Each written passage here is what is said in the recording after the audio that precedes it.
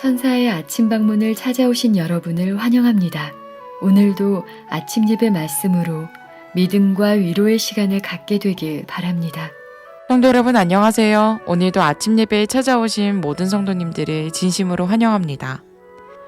죄가 깨트려버린 화평을 회복시키는 일을 위하여 그리스도께서 이 땅에 내려오셨습니다.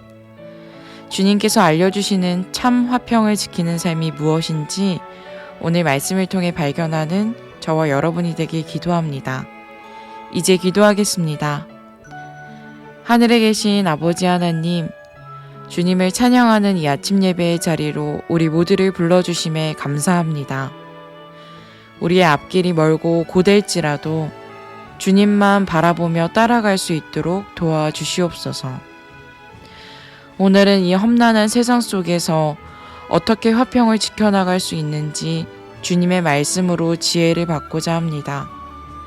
겸손한 마음으로 주님의 말씀을 듣게 허락하여 주시고 듣는 것에서 그치는 것이 아닌 삶으로 살아나는 자 되게 성령 하나님 인도하여 주시옵소서. 우리를 영원한 화평 가운데로 인도해 주실 주님의 다시 오심을 고대합니다. 우리를 치유하시는 예수 그리스도의 이름으로 기도합니다. 아멘. 안녕하십니까? 오늘은 팔복의 7째 복에 대해서 살펴보겠습니다. 제가 이 주님께서 주신 이 팔복을 나눌 때마다 제 마음에 기쁨이 충만합니다. 왜 그럴까요? 왜냐하면 이 팔복의 말씀은요, 이 세상 누구나 오해할 수 없게 아주 분명하게 진리를 보여주고 있기 때문입니다.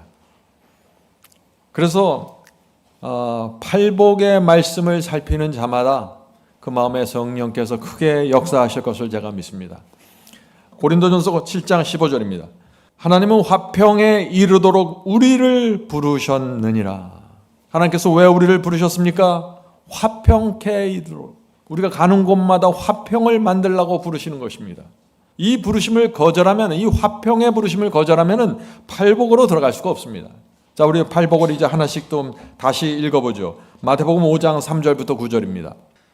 심령이 가난한 자는 복이 있나니 천국이 저희 것이며 애통하는 자는 복이 있나니 저희가 위로를 받을 것이며 온유한 자는 복이 있나니 저희가 땅을 기업으로 받을 것이며. 성도 여러분, 제가 여러 번 말씀드렸죠. 팔복은 하나로 연결되어 있는 경험이라고 했습니다.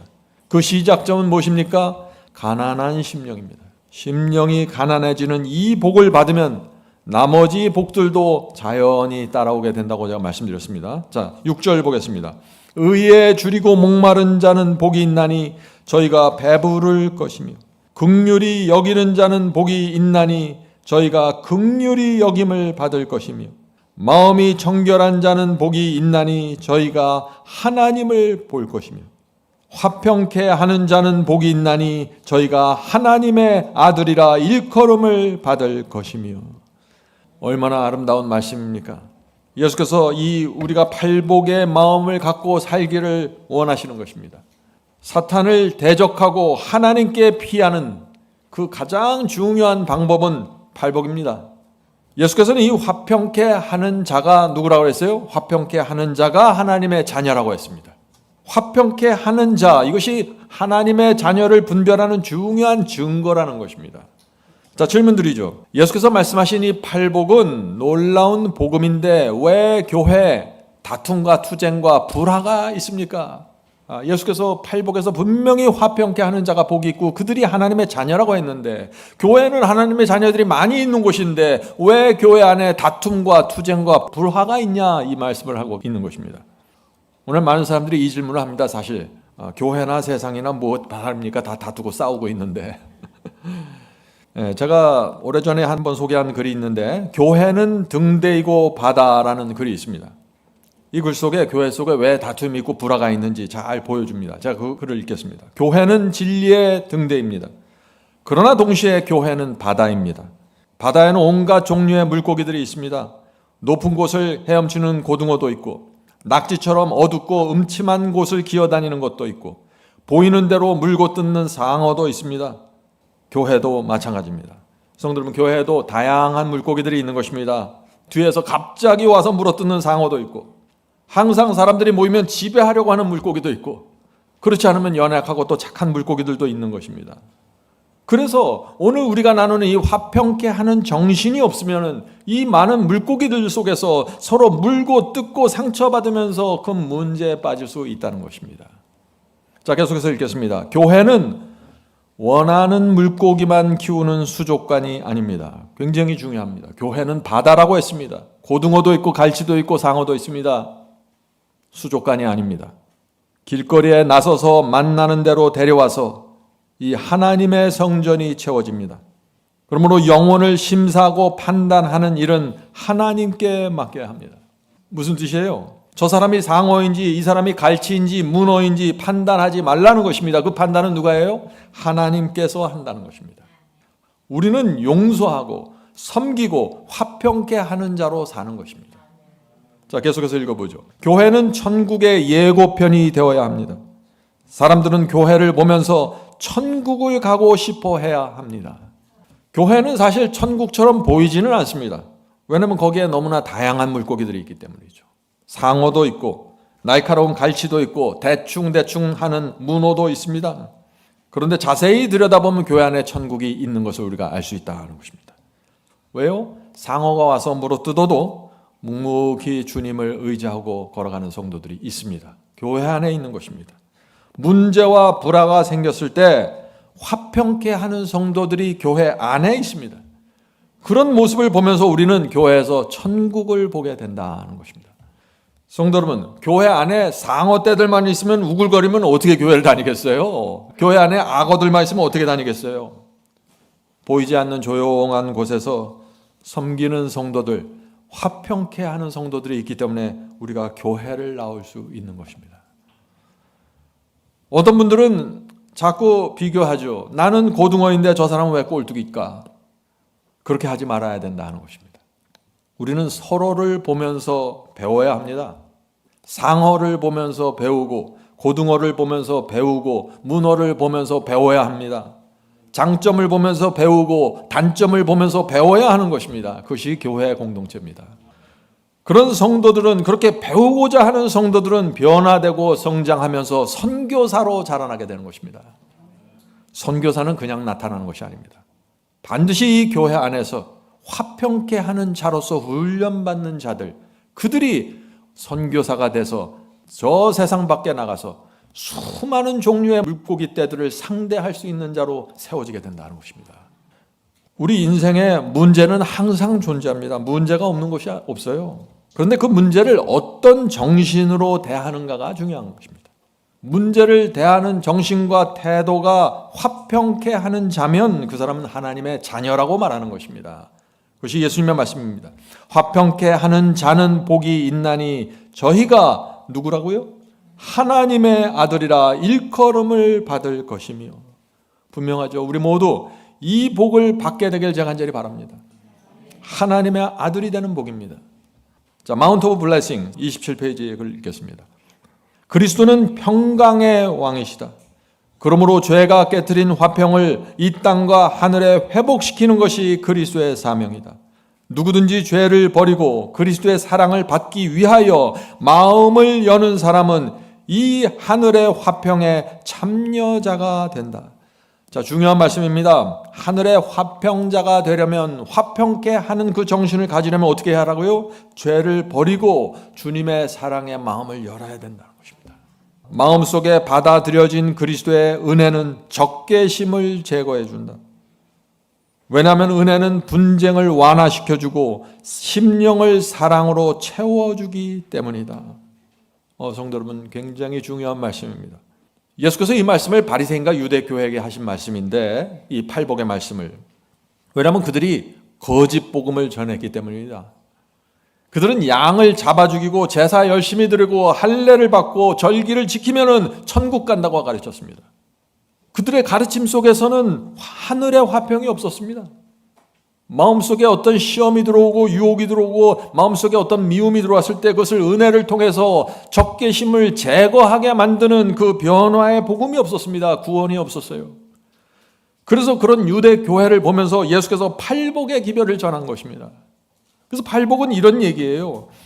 유대인들을 향해서 이렇게 말하는 것입니다. 너희가 아무리 열심히 양잡고 기도하고 제사 드려도 소용없다. 심령이 가난한 자, 애통하는 자, 온유한 자, 의에 줄이고 목마른 자, 긍휼히 여기는 자, 화평하는 자가 아니면 결코 천국문이 열리지 않는다. 성도 여러분, 이 복음을 들은 유대인들과 바리새인들이 어땠을까요? 핵폭탄이 떨어진 것입니다. 그래서 깜짝 놀라게 되었습니다. 성도 여러분, 지금도 마찬가지입니다. 지금도 아무리 믿음으로 구원받는다고 주장해도, 아무리 내가 죄사함을 받았다고 주장해도, 아무리 내가 계명을 지킨다고 주장해도, 아무리 내가 방언을 하고 환상을 보아도, 아무리 내가 정통교회를 다닌다고 주장해도 팔복을 받지 못하면 구원은 없습니다. 구원은 마음에서 이루어지는 것입니다. 그래서 이 팔복의 복음이 이 시대를 향한 예수님의 기별이 되는 것입니다. 이 팔복에 화평케 하는 자의 말씀을 나누면은 꼭 나오는 질문이 하나 있습니다. 그것은 마태복음 10장에 나오는 이 말씀입니다. 자, 그 말씀을 읽어보죠. 마태복음 10장 34, 36절입니다. 내가 세상에 화평을 주러 온 줄로 생각지 말라. 화평이 아니요 검을 주러, 칼을 주러 왔노라. 이상하죠? 5장에서는 지금 화평케 하는 자를 말씀하다가 10장에 오면은 내가 이 세상에 화평을 주러 온 게 아니야, 이렇게 얘기하시는 것입니다. 자, 계속해서 읽어보죠. 내가 온 것은 그 사람이 그 아비와 딸이, 어미와 며느리가 시어머니와 불화하게 함이니 사람의 원수가 자기 집안 식구리라.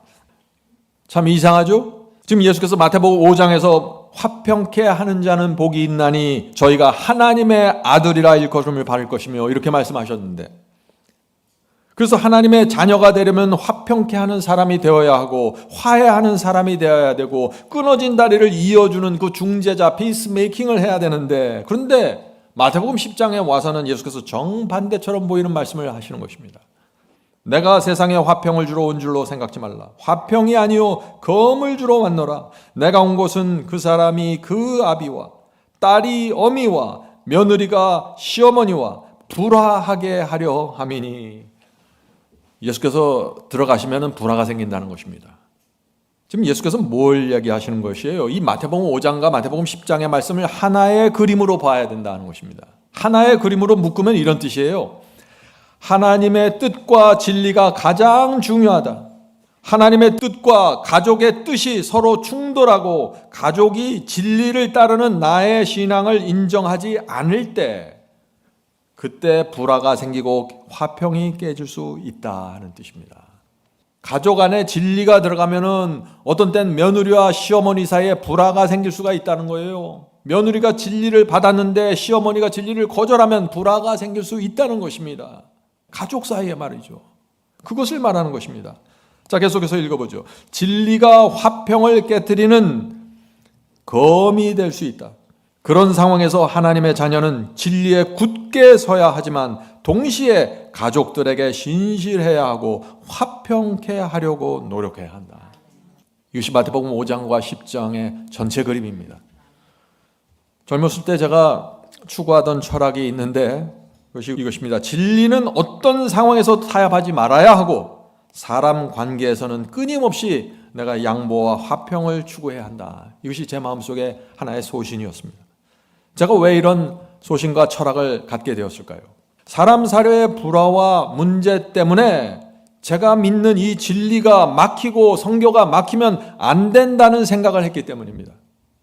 사람과의 관계 때문에 하나님의 영광과 명예가 땅에 떨어지지 말아야 하기 때문에 제가 이런 생각을 하고 살게 된 것입니다. 성도 여러분, 진리를 높이십시오.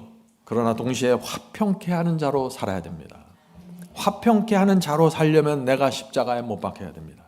내가 손해봐야 됩니다. 존 파이퍼 목사는 이렇게 말했습니다.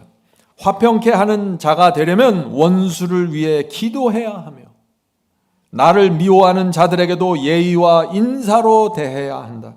사탄은 사람 사이의 감정을 들쑤셔서 장벽을 만들기 원하지만 우리는 하나님의 성품과 영광을 드러내기 위해서 말씀과 성령으로 장벽을 무너뜨려야 한다.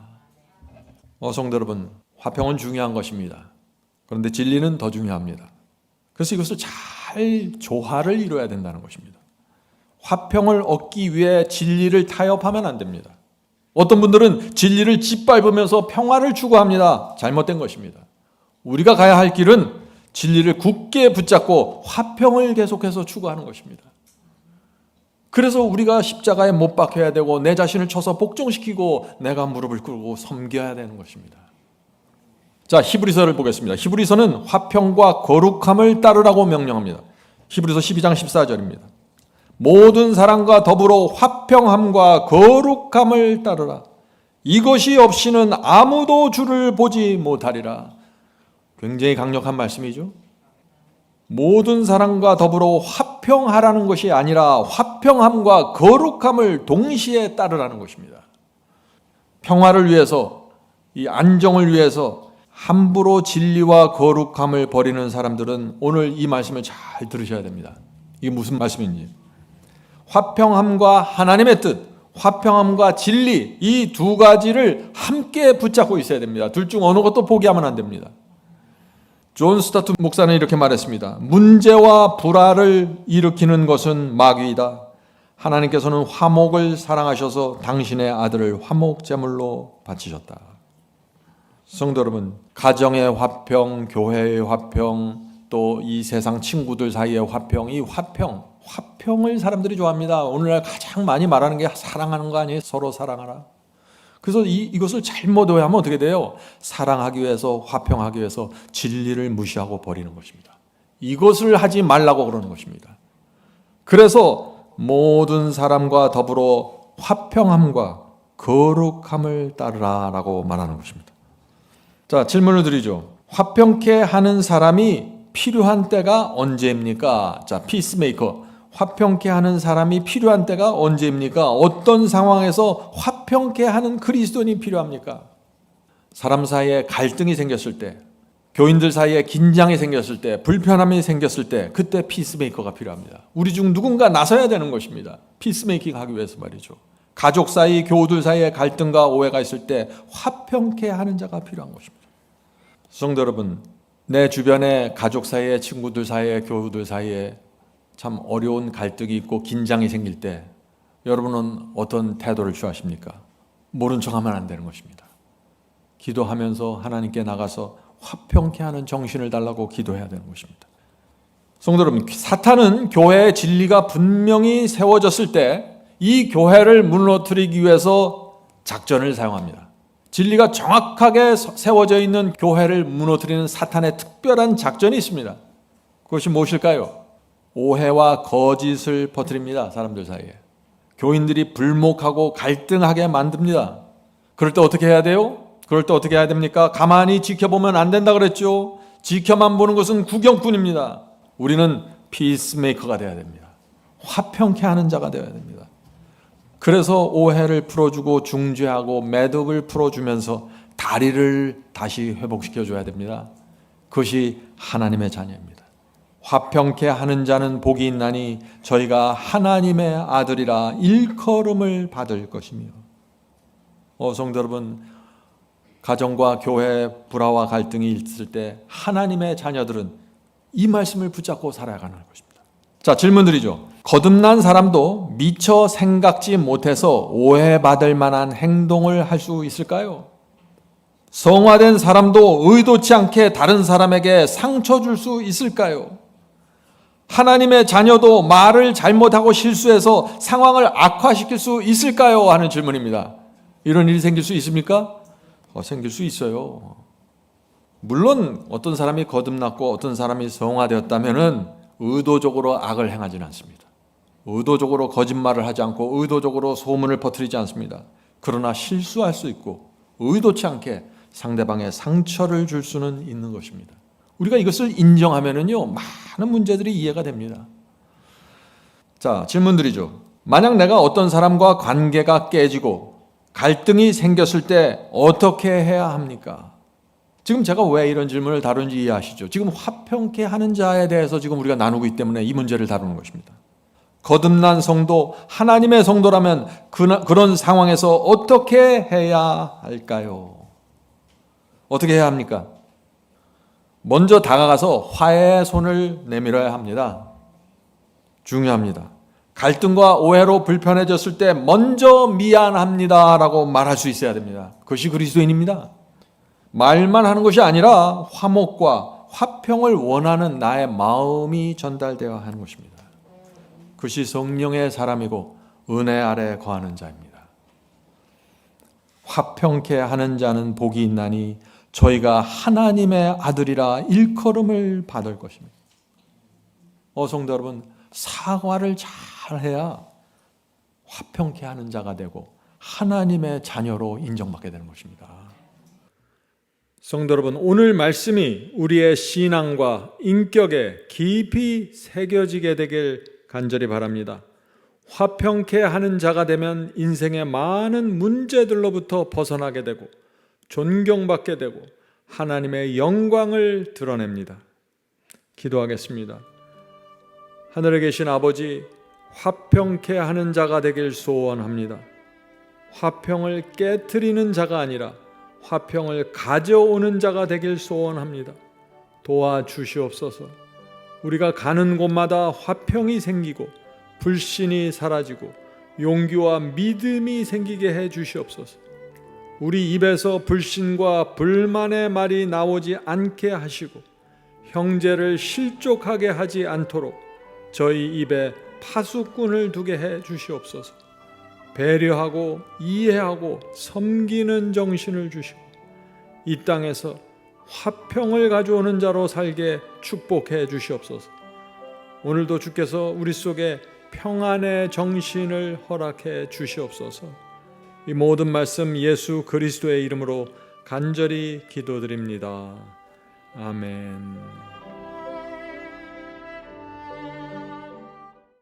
성도 여러분, 마지막 사명에서는 아침 예배 채널을 유튜브에서 별도로 운영하고 있습니다. 아침 예배 채널에서는 매일 새벽 4시에 예배 영상이 올려지고 있으며 특별히 아침 9시에 예배가 진행됩니다. 아침 9시 예배가 아침 예배 채널의 독특한 특징입니다. 원하시는 분들은 유튜브에서 아침 예배 채널을 별도로 구독 신청하여 주시면 저희와 함께 아침마다 예배 드릴 수 있습니다. 매일 아침마다 하나님의 말씀으로 저희 모두가 주 앞에 나와 예배 드리는 신앙으로 함께 나가게 되길 간절히 바랍니다.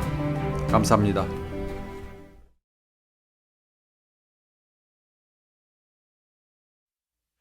주 약속하신 본향 바라보니 내 맘 평화 가득해. 이 땅 위에 지친 순례자들이 영원한 시 걷는 곳,